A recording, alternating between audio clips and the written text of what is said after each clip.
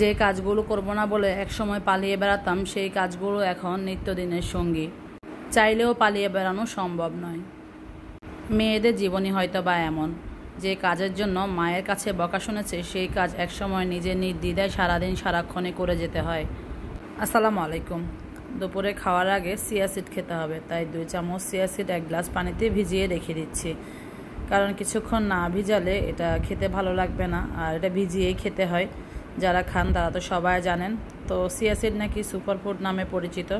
এটা আমি মাঝে 1.5 বছর টানা খেয়েছিলাম, এখন আবার অনেক দিন ধরে খাচ্ছি না। তো এবার ডাক্তার দেখানোর পরে ডাক্তার বলেছে দিনে 2 গ্লাস চিয়া সিড ভেজানো পানি খেতে হবে আমাকে। দুপুরে খাওয়ার আগে 1 গ্লাস, রাতে খাওয়ার আগে 1 গ্লাস। তো দুপুরেরটা ভিজিয়ে রেখে আমি চলে এসেছি রান্না করব বলে। ওই যে মাছ এনেছে 2-3 দিন আগে, সেগুলো তো কাটিনি কিছু, তাই সবগুলো আমি ভিজিয়ে দিয়েছি। এখানে বাগদা চিংড়ি এনেছিল 250 গ্রাম বা 300 গ্রাম হবে, সেগুলো আমি ভাজবো আজকে, কারণ আমার ছেলেরা চিংড়ি মাছ খুবই পছন্দ করে। এরপরে আরও কিছু বাজার এনেছিল, সেগুলো এখন বের করছি। তো এখানেও চিংড়ি মাছ, এগুলো হচ্ছে তরকারি রান্না করার জন্য এনেছে, ছোট সাইজের।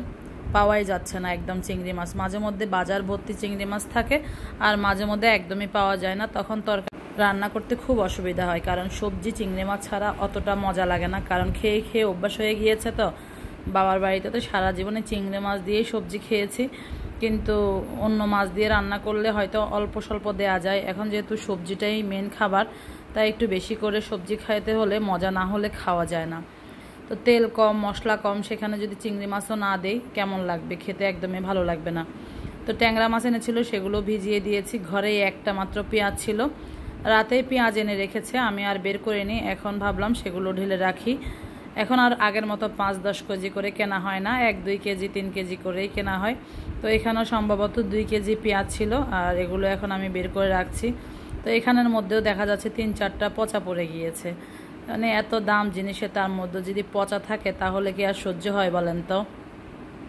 চুলায় আগে থেকে ডাল বসিয়ে দিয়েছিলাম। ডালে আমি খুব মশলা ব্যবহার করি না, এই খুব সামান্য একটু হলুদ আর খুব সামান্য একটু জিরার গুঁড়া, মানে খুবই সামান্য, না দিলেই হয় এমন একটা অবস্থা আর কি। এরপরে যে ডাল ঘুটনি দিয়ে ঘুটে নিচ্ছি, তারপরে আমি এটাতে একটু ধনিয়া পাতা দেবো। তেল কিন্তু একদমই দিব না, কারণ তেল যেহেতু কম খেতে বলেছে। এখন ডালে যে বাগার দিব, সেই তেল দিয়েই তো আমার সারাদিনের খাবারের তেল হয়ে যাবে। তো বাকি তরকারি কিভাবে খাবো, তাই আমি ডালটা তেল ছাড়া রান্না করার চেষ্টা করি, তাহলে ডালের তেলটা কম গেল, অন্য তরকারিতে সেটা ব্যালেন্স করে নেওয়া যাবে। আমাদের যাদের ডায়েট করে চলতে হয় বা খাবার হিসাব করে খেতে হয়, তাদের যে কী কষ্ট, যারা আমার মতো এরকম পরিস্থিতিতে আছেন তারাই বুঝতে পারবেন। এরপরে আমি ওই যে বাচ্চাদের জন্য চিংড়ি মাছগুলো ভেজে নিচ্ছি। প্রথমে একটু হালকা ভেজে নিলাম, তারপর আবার মশলাপাতি দিয়ে ভেজে নিব।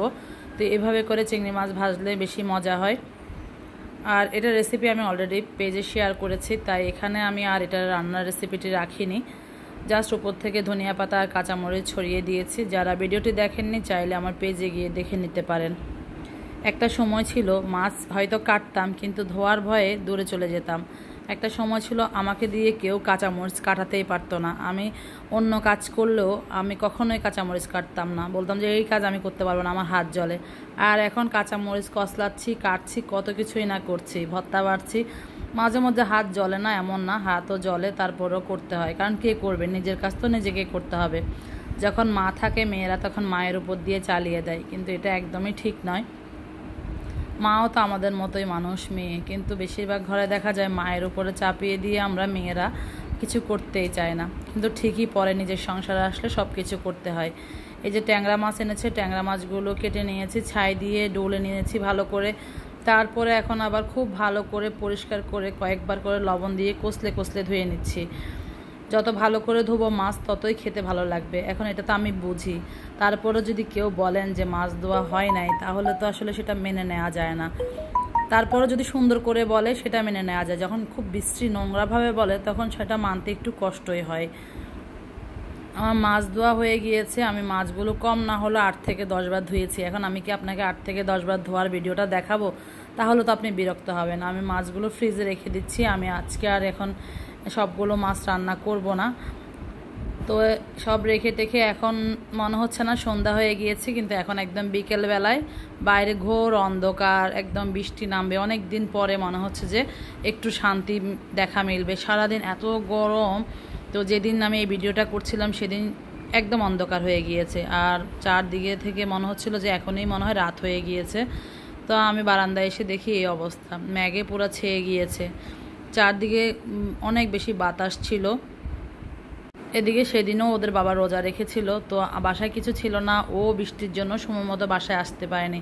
তো আমি কি করব, পরবর্তীতে আমি খেজুরের গুড় দিয়ে দুধ ছিল পায়েস রান্না করে রেখে দিয়েছি, আসলে অন্তত এটা খেতে পারবে, এরপরে না হয় ভাত খেয়ে নেবে। আমি ভাত রান্না করে রাখবো, তরকারি রান্না করে রাখবো। তো সময় মতো তো আসতেই পারেনি, তার আসতে আসতে প্রায় 7:30 বেজে গিয়েছে, কারণ এত জোরে ঝড় তুফান শুরু হয়েছিল, যার কারণে গাড়ি তো ঠিক মতো সময় মতো আসতেও পারেনি, বাসায় এসে ইফতারও করতে পারেনি। তো একবারে মসজিদ থেকে নামাজ পড়ে তারপরে এসেছে। আমি জাস্ট রান্না করে এগুলো বেড়ে টেবিলে রেখে দিচ্ছি, আসলে খেয়ে নেবে এই আর কি।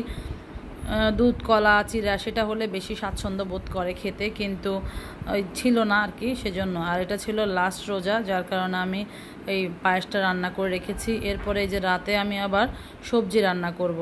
তো এখানে চিচিঙ্গা ছিল কয়েকটা, বরবটি ছিল, সেগুলো চিংড়ি মাছ দিয়ে রান্না করে নিচ্ছি। দুপুরের ডাল আর চিংড়ি মাছ, আর এখন রাতের সবজি দিয়ে আজকের আমাদের খাওয়া হয়ে যাবে। এই ছিল আমার আজকের দিনের ভিডিও। কেমন লেগেছে অবশ্যই জানাবেন। সবাই ভালো থাকবেন। আল্লাহ হাফিজ। আসসালামু আলাইকুম।